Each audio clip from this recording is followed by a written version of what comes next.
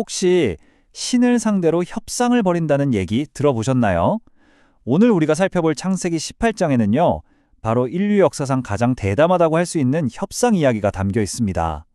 신성한 방문과 불가능해 보이는 약속, 그리고 한 도시의 운명을 바꾼 정말 놀라운 대화의 비밀을 지금부터 함께 파헤쳐 보겠습니다.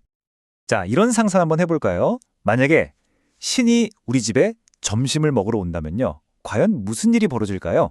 이게 그냥 상상이 아니라 실제로 아브라함의 장막에서 펼쳐진 일입니다.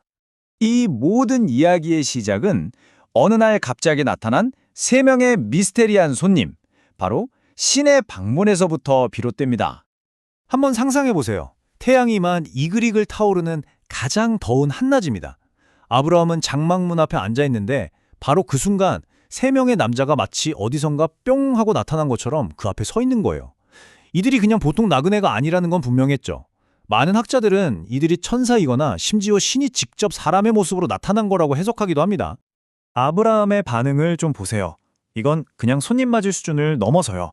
아브라함의 나이가 이때 99살이었거든요. 그런데 그는 달려가서 그들을 맞이하고 마치 왕을 대하듯이 땅에 엎드려 절을 합니다. 이건 단순한 친절이 아니에요. 눈앞의 존재가 범상치 않음을 직감하고 온 마음을 다해 경외심을 표하는 거죠. 그리고 그가 차린 밥상은 정말 상상을 초월합니다. 고운 가루 세수화하는 요즘 단위로 환산하면 거의 22리터나 되는 어마어마한 양의 밀가루거든요.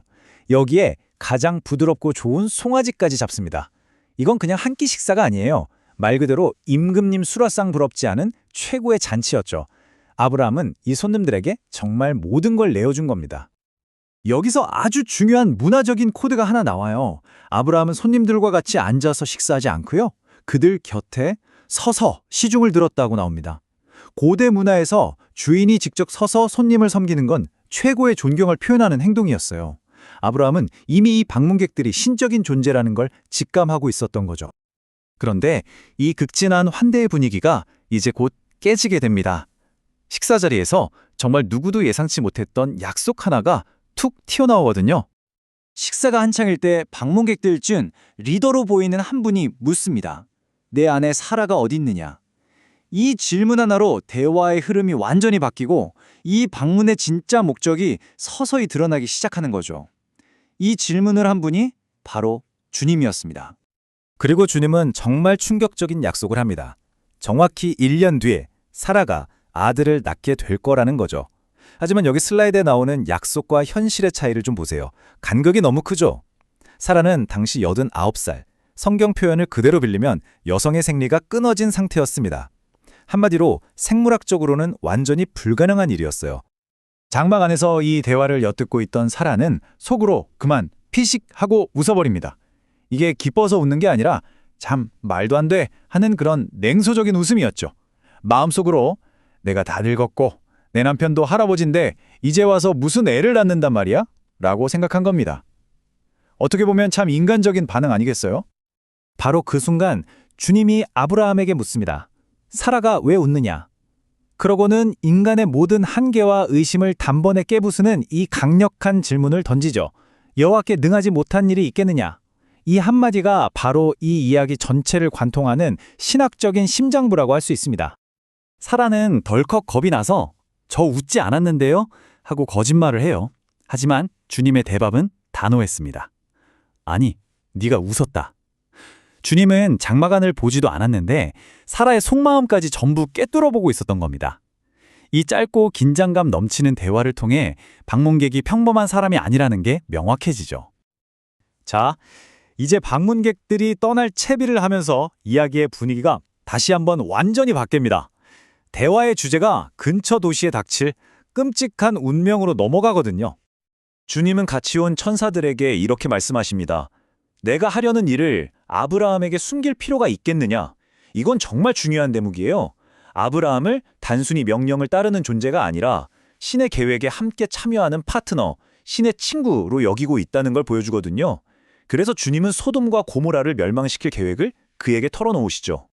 성경에서 말하는 이 부르짖음이라는 건요, 그냥 시끄러운 소리를 뜻하는 게 아닙니다. 이건 그 사회에 만연한 불의와 억압 때문에 고통받는 사람들의 절규를 의미하는 강력한 은유예요. 그 도시들의 죄악이 너무 커져서 그 고통의 소리가 하늘에까지 닿아 신이 직접 개입해야 할 지경에 이르렀다는 뜻이죠. 그리고 드디어 이 이야기의 클라이맥스입니다. 한 명의 인간이 신 앞에 딱 서서 한 도시 전체의 운명을 걸고 중재를 시작합니다. 여기서 아브라함이 구사하는 전략은 정말 대담해요. 그는 무작정 자비를 구걸하지 않습니다. 대신에 신의 본성, 그 자체를 논거로 삼아요. 온 세상을 심편하시는 분께서 불의를 행하시면 되겠습니까?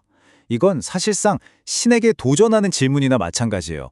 당신의 가장 중요한 성품인 정의에 어긋나는 일을 하실 거냐고 되묻는 거죠. 하지만 그의 태도는 또 역설적으로 지극히 겸손합니다. 자기 자신을 티끌과 재에 불과한 존재라고 말하면서 신에 대한 경외심을 절대 잃지 않거든요. 이렇게 담대한 도전과 깊은 겸손이 공존하는 그 팽팽한 긴장감 속에서 역사상 가장 놀라운 협상이 막을 올립니다. 아브라함은 일단 의인 50명으로 시작합니다. 만약 그 도시에 의인 50명이 있다면 그래도 멸망시키시겠습니까? 주님은 그러지 않겠다고 답하십니다. 그러자 아브라함은 조심스럽게 숫자를 45명으로 그리고 다시 40명으로 낮추면서 신의 자비와 정의의 경계가 과연 어디까지인지 탐색하기 시작해요. 주님의 긍정적인 답변을 들을 때마다 아브라함은 점점 더 용기를 얻어서 담대해집니다. 혹시 30명은 어떻습니까? 주님은 허락하십니다. 그럼 20명은요? 또 허락하십니다. 마침내 아브라함은 마지막 선까지 갑니다. 단 10명. 의로운 사람 단 10명만 있다면 어떻게 하시겠습니까? 놀랍게도 주님은 그 10명을 위해서라도 도시 전체를 멸망시키지 않겠다고 약속하십니다. 이렇게 협상은 끝이 납니다. 주님은 약속을 남기고 떠나셨고 아브라함도 자신의 장막으로 돌아가죠. 과연 소돔에 의인 10명이 있었을까요? 그 결과는 숨막히는 긴장감 속에 남겨진 채 이 놀라운 대화는 마무리됩니다. 오늘 이야기는 우리에게 이런 질문을 남기는 것 같아요. 아브라함의 중재는 정의와 자비 사이의 팽팽한 긴장감을 그대로 보여주죠. 여러분은 어떻게 생각하시나요?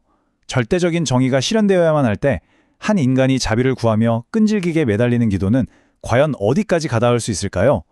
한 번쯤 깊이 생각해 볼 만한 문제가 아닐까 싶습니다.